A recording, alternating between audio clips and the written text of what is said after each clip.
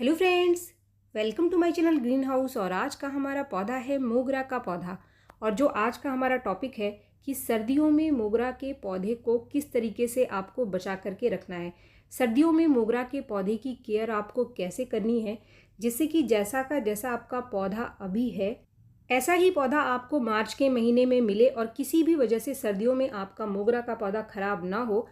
तो मोगरा की केयर आपको सर्दियों में कैसे करनी है, क्योंकि अक्टूबर का महीना शुरू हो चुका है और अभी मोगरा फूल देना बंद कर देता है।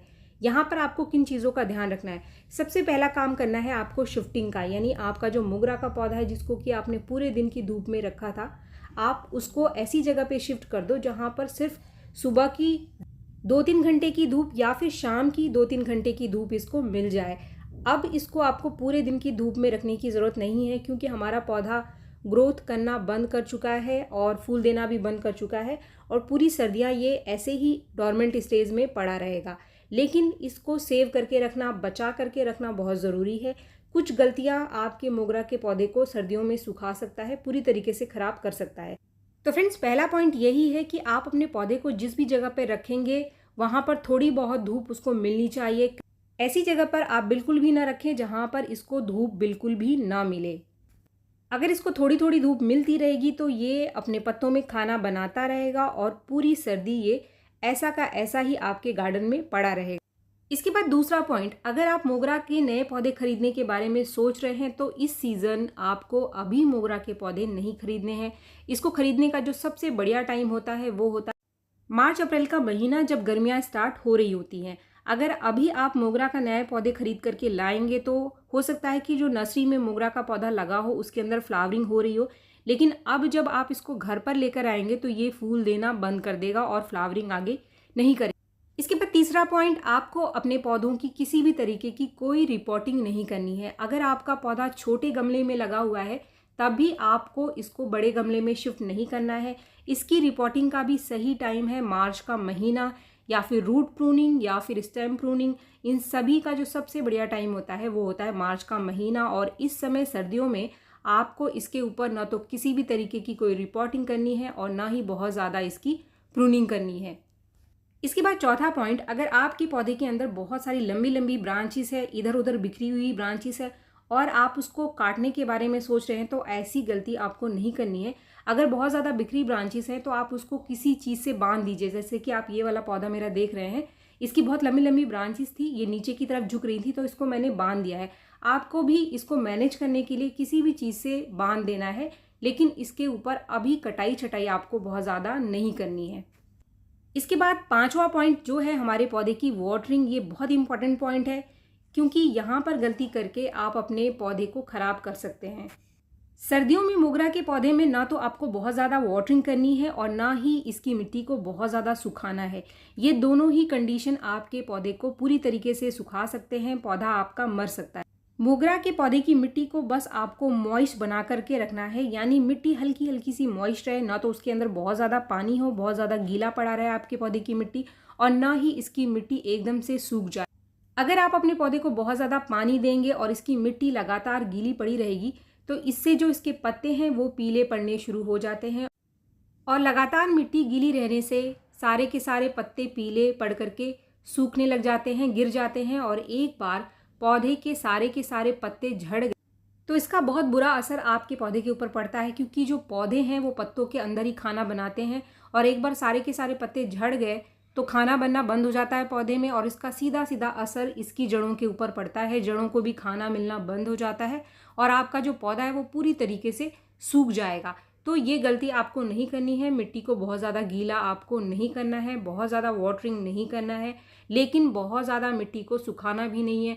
ऐसा नहीं है कि आप मिट्टी में एकदम से पानी देना ही बंद कर दीजिए, क्योंकि ये वाली जो कंडीशन, मिट्टी का बहुत ज़्यादा सूखना भी पौधे के लिए बहुत ज़्यादा नुकसानदायक है, क्योंकि सर्दियों में मौसम आगे बहुत ज़्यादा खुश्क हो जाता है। अगर आप मिट्टी में पानी एकदम से कम कर देंगे तो इसका बुरा असर पत्तों के ऊपर पड़ना शुरू हो जाता है। पत्तों में पानी की कमी होने की वजह से भी पत्ते सूख करके झड़ने शुरू हो जाते हैं। तो ये भी एक कंडीशन बन जाता है आपके मोगरा के पौधे को सुखाने के पीछे। तो बस एक चीज़ का आपको ध्यान रखना है कि ना तो बहुत ज़्यादा पानी देना है और ना ही मिट्टी को बहुत ज़्यादा सुखाना है।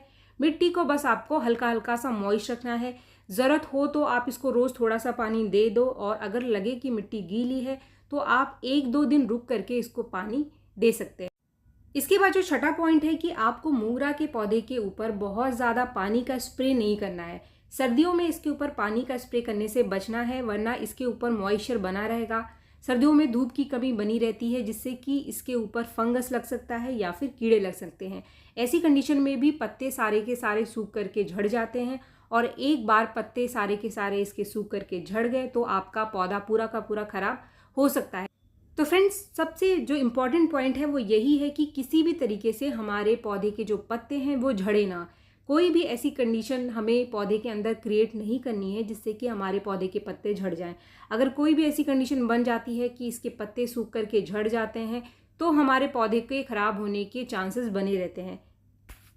और सर्दियों में मोगरा के पौधे के खराब होने के पीछे का कारण यही है, वही पौधे सूखते हैं जिनके पत्ते सूख करके झड़ जाते हैं। इसके बाद आखिरी पॉइंट जो है इसका फर्टिलाइज़र। मोगरा के पौधे में सर्दियों में किसी भी तरीके का कोई बहुत ज़्यादा खाद आपको नहीं देना है।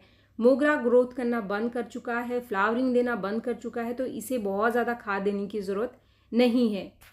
किसी भी तरीके का खाद देने से आपको बचना है, चाहे वो होममेड फर्टिलाइज़र है या फिर आपका मार्केट का कोई भी फर्टिलाइज़र है। ख़ास तौर पे आपको किसी भी तरीके का कोई केमिकल फर्टिलाइज़र मोगरा के पौधे में नहीं देना है, वरना पौधे की जड़ खराब हो जाएगी, जल जाएगी और आपका पूरा का पूरा पौधा सूख सकता है। अब आपको करना क्या है, खाद के लिए आपको सिर्फ एक चीज़ है जो कि महीने में एक बार आपको मोगरा के पौधे के ऊपर दे देना है। एक ऐसी चीज़ जो कि हमारे पौधे को चाहिए होती है जब भी हमारा कोई भी पौधा डोरमेंसी में जा रहा होता है, वो है पोटाशियम। पोटाशियम हमारे पौधे को स्ट्रेस से बचाता है, सूखने से, मरने से बचाता है। पोटाशियम के लिए आपको मार्केट से पोटाशियम खरीदने की ज़रूरत नहीं है, क्योंकि काफ़ी सारे लोग मुझसे पूछेंगे कमेंट में आकर कि क्या हम मार्केट का पोटाशियम खरीद करके दे सकते हैं।